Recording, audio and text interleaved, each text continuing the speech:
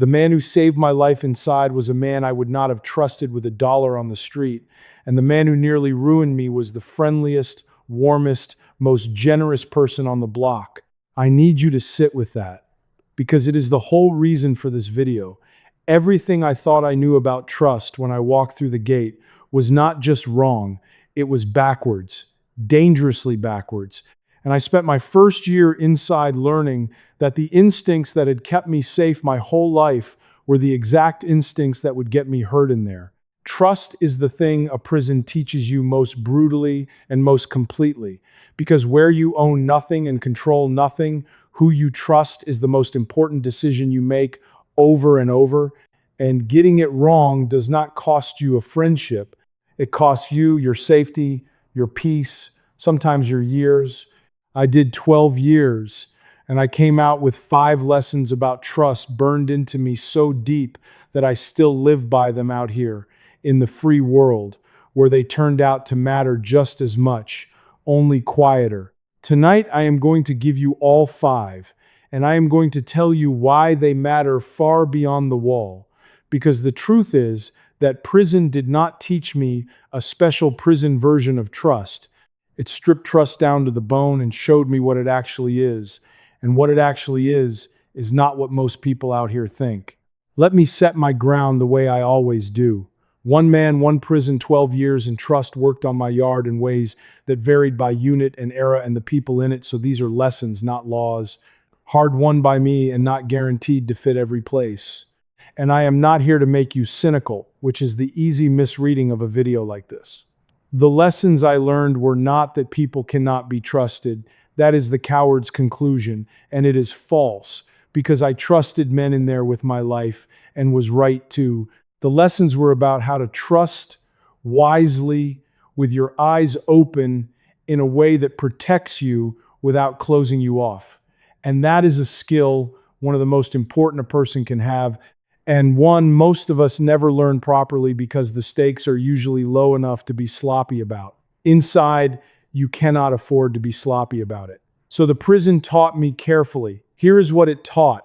Before the 5, let me knock down the movie version, because on trust it does real harm. Film gives you the prison friendship as a simple, sturdy thing. The loyal cellmate, the ride or die bond forged in a fight, trust is a handshake and a hard look. Real trust inside was nothing so clean. It was slow, careful, provisional, constantly re-earned, a thing you built by inches and could lose in a moment. And the men who trusted the movie way, fast and total and based on a feeling of brotherhood, were the men who got hurt worst, because they had confused the emotion of trusting with the fact of trustworthiness. And those are 2 completely different things. That is the confusion the whole video is about. Out here, you can survive making it. In there, you often could not. And having the difference beaten into me, as strange as it sounds, one of the more valuable things I brought home. Lesson 1. Trust is revealed by actions over time, never by words, and never by warmth. This is the first thing the place beat into me, and the one that reversed everything I thought I knew. Out here, we trust people who are warm to us, who are friendly, who say the right things, who make us feel good, and we mistake that feeling for knowledge. Inside, I learned that warmth is the cheapest thing in the building, that the friendliest man is very often the most dangerous, because warmth is exactly the tool a predator uses. The free soup, the easy smile, the quick friendship offered to a man who is lonely and afraid. I have told the story before of the stranger who slid food through my bars my 3rd day, warm as anything, and the neighbor who made me give it back. And the whole lesson under that story is this one. You cannot read a man's trustworthiness from how he treats you in the first warm moment. You can only read it from what he does consistently, over time, especially when it costs him something, especially when he thinks no one is watching. The man who saved me was not warm. He was quiet and gruff and gave me nothing but hard truths. And over years, his actions again and again proved him solid, while the warm men's actions again and again revealed the bill behind the smile. Let me give you the 2 men in full, because they are the whole curriculum in 2 people. The warm one arrived in my life like sunshine. in my scared first weeks, and everything about him said friend. The easy jokes, the small gifts, the way he seemed to look out for me before I had asked for anything. Every instinct I brought from the street said, this is a good man, trust him, and I was dazed from doing it completely. The gruff one, my neighbor, gave me nothing warm at all, corrected me, told me hard truths I did not want, and my street instinct said, keep your distance from that sour old man. Both instincts were exactly wrong. Over the years, the warm one's every kindness turned out to have a hook in it, a slow accumulation of small debts and small claims.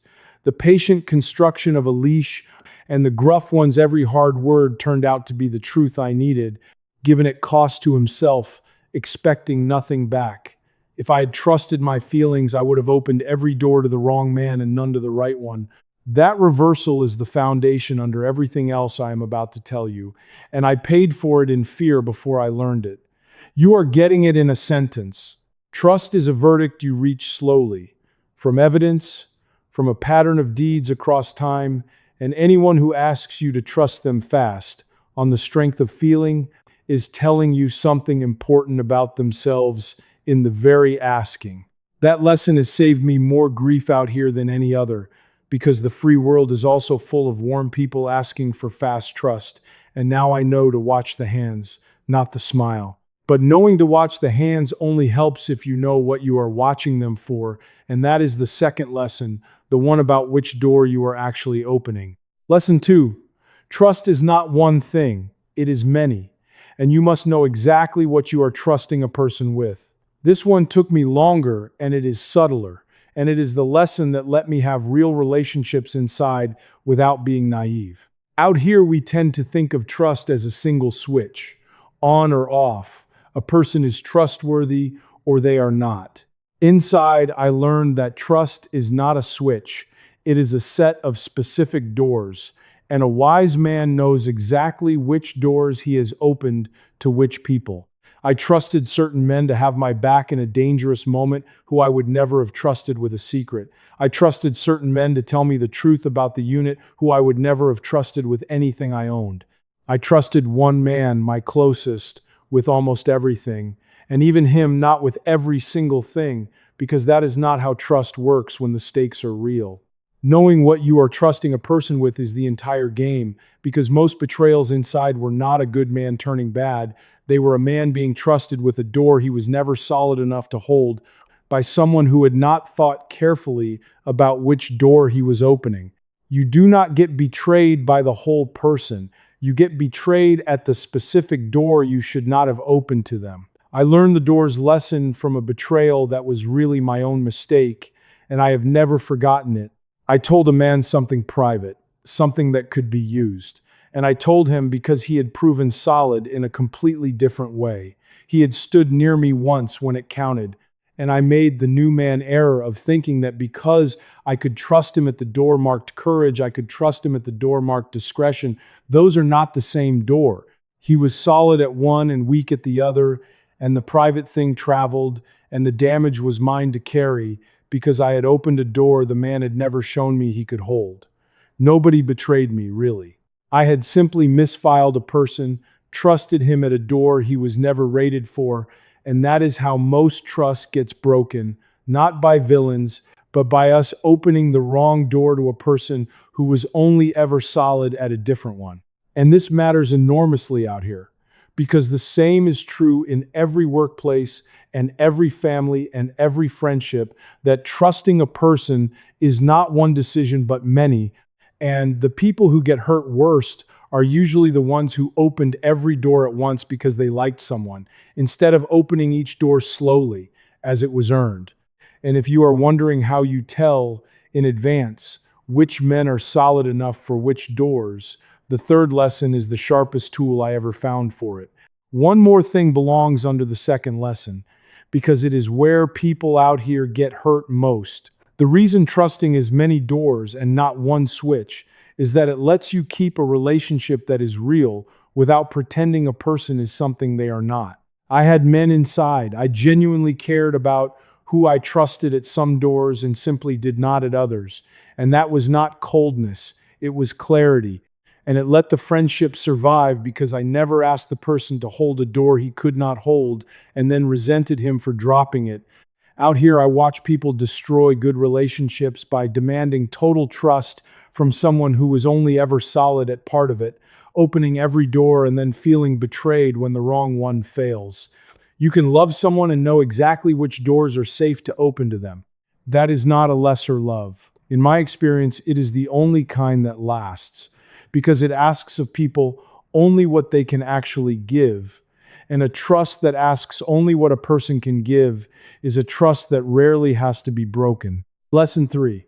The fastest way to know if you can trust someone is to watch how they treat people who can do nothing for them. This is the lesson I am proudest of learning because it is the one that lets you read a person's real character underneath the performance, and it is close to foolproof. Everyone performs well for the people who matter to them, for the ones who have power over them, for the audience they are trying to impress.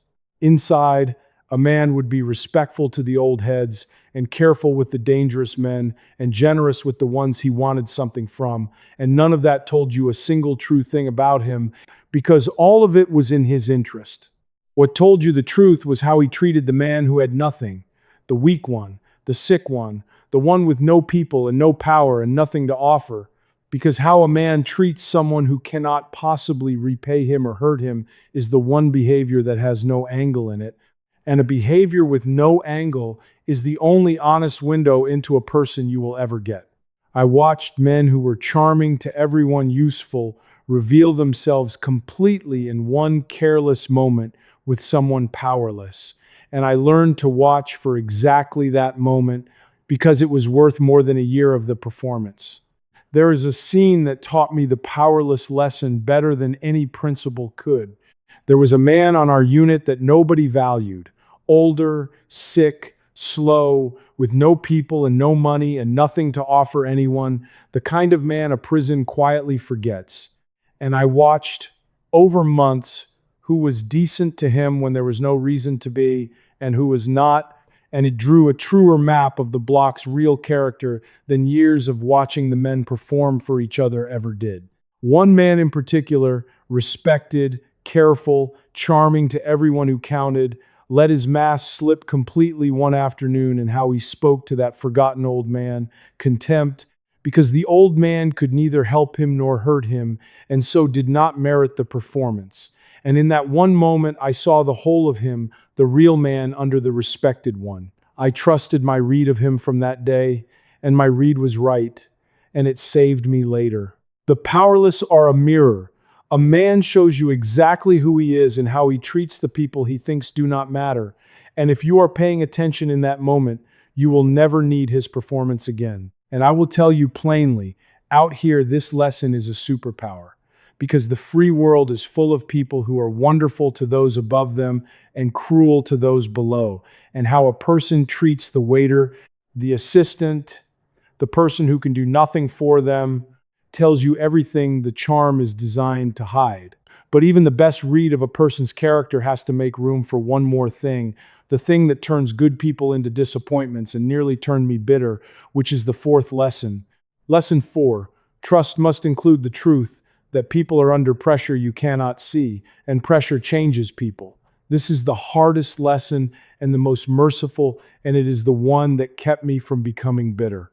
Inside, I watched good men do things that broke my trust, and my first instinct was always the simple one. He was never solid. I was a fool to trust him, cut him off, harden up. But the longer I did, the more I understood that the place put pressures on men that no one outside could imagine. Fear, debt, threats to family, the slow grinding of a decade, and that a man breaking under a pressure I could not see was not always the same as a man revealing he was never trustworthy. Sometimes it was, but sometimes it was a decent man crushed at a weak moment by a weight I never had to carry. And the wisdom was in learning to tell the difference, to hold people accountable for their choices, while also understanding the forces bearing down on them. This is not an excuse for betrayal. Some betrayals are simply betrayals, and the person was never solid. But it is a caution against the cheap satisfaction of writing people off, because the same is true out here, that people you trust will sometimes fail you not because they are bad, but because they are under a pressure you cannot see. A fear, a struggle, a private war, and a mature trust holds room for that, forgives what can be forgiven, and distinguishes the person crushed by a weight from the person who was hollow all along. I will give you the pressure lesson through a man I loved inside, and I will protect him completely. He failed me once at a door I had trusted him at for years, and my first reaction was the hard one. Cut him off. He was never solid. But I knew this man. I knew his years, and I came to learn what had been bearing down on him at that moment. A pressure aimed at the people he loved on the outside, the cruelest kind, and I understood that he had not revealed a hollow character. He had been crushed at a weak point by a weight I had never had to carry. I did not pretend the failure did not happen, but I did not throw away a decade of proven trust over a single moment under a pressure I could not imagine, and I was right not to, because he proved solid again for years after, and the friendship was one of the things that got me through. That is the difference between the person crushed by a weight and the person who was hollow all along, and learning to tell them apart slowly, fairly, without either the cheap mercy that forgives everything or the cheap hardness that forgives nothing, is as close to wisdom about people as I ever got. Getting that distinction right is most of wisdom about people.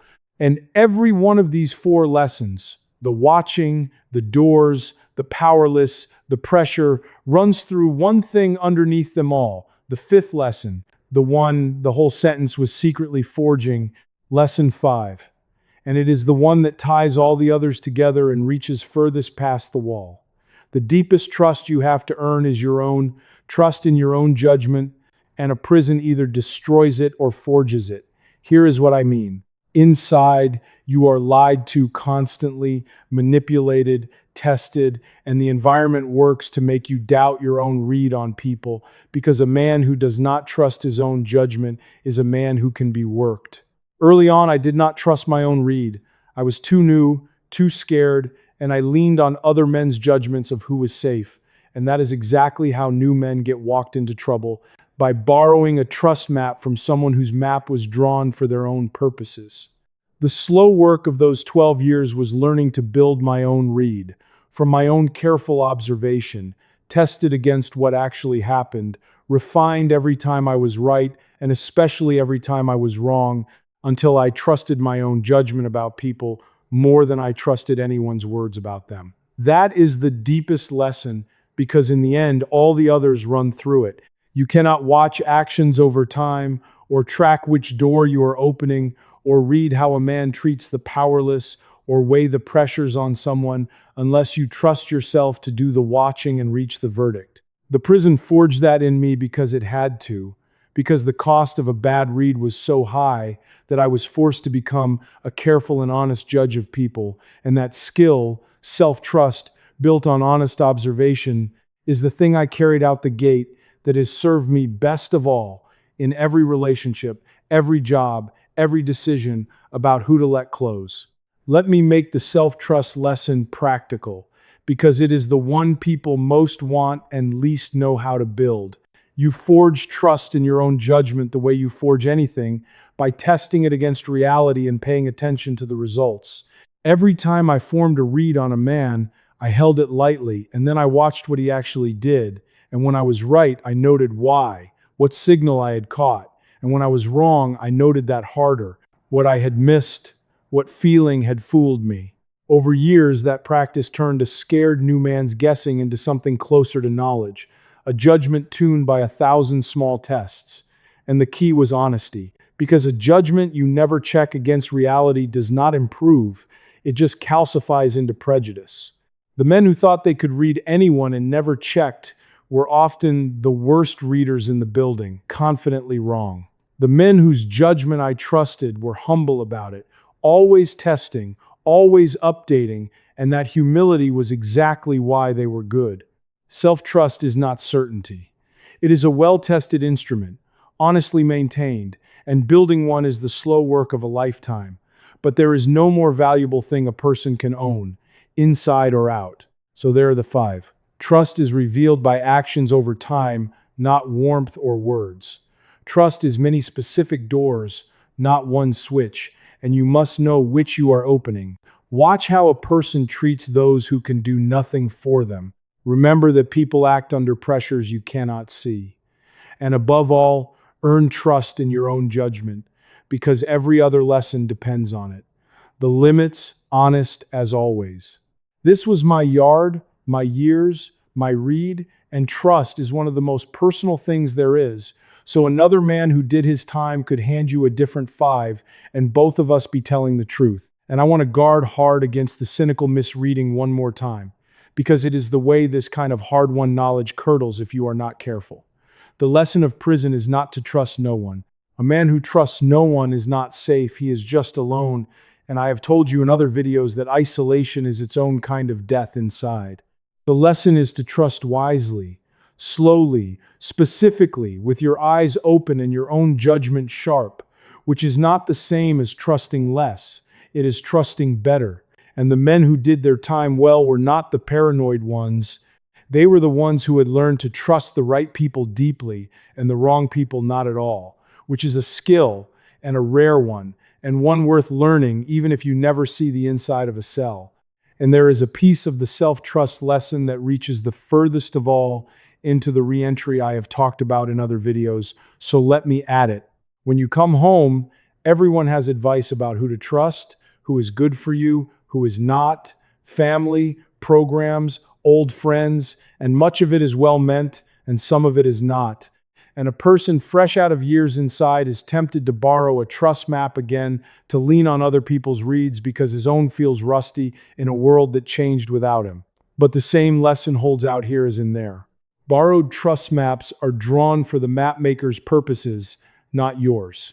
The work, hard and slow, is to rebuild your own judgment for the free world, testing it gently, learning the new signals, until you trust your own read of people again, because a person who cannot trust his own judgment is a person who can be steered inside by predators and outside by anyone with an angle.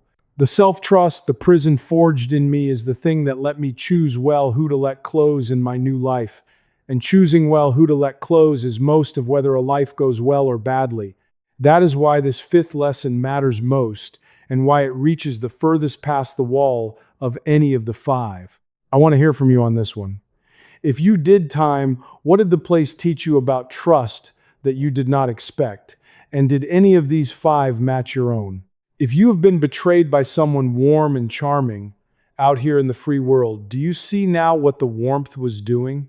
And for everyone, the real question under all of this, how much of what you call trusting someone is actually just responding to how they make you feel, and how much is built on watching what they actually do over time? Sit with that one. No names, no case details, nothing that costs you. I should say plainly why these lessons matter so much out here, since the title promises it, because it would be easy to think they are only for a dangerous place. They matter because the free world runs on trust, misjudged. People marry the warm ones and are surprised by the hooks. People hand every door to a charming new friend and are shocked when the wrong one fails. People are wonderful to those above them and cruel to those below and get promoted anyway because no one watched how they treated the powerless. People write off a lifelong friend over one failure under a pressure they never bothered to see. The stakes out here are usually lower, so we can afford our sloppiness. And so most of us never learn to trust well. We just trust comfortably and hope. Prison could not afford my sloppiness, and so it taught me carefully what the free world lets people go their whole lives without learning, which is that trust is a skill, not a feeling. And a person who learns the skill will choose their people better, be betrayed less, and love more durably than a person who spends their whole life trusting by the warmth in their chest. That is why they matter.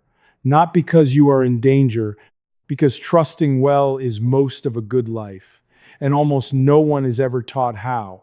Next time I want to talk about the other side of trust, betrayal, and specifically about forgiveness, because a place like that forces a man to decide what to do with the people who wronged him and the wrong he did to others. And what I learned about forgiveness inside surprised me more than anything else I have told you. and it deserves its own careful hour.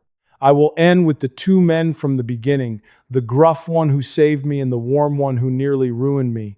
Years later, out here, I think about them almost every time I meet someone new, because between them, they taught me the whole of it. The warm one taught me that a good feeling is not evidence. The gruff one taught me that real trustworthiness is quiet and consistent and proven in deeds over years and usually comes without a smile attached. I do not trust warmth by itself anymore, and I do not distrust gruffness. And that one reversal, learned in the hardest classroom there is, has protected me and the people I love more than I can measure. Trust is not a feeling, it is a verdict reached slowly from evidence by a person who has learned to trust their own careful eyes.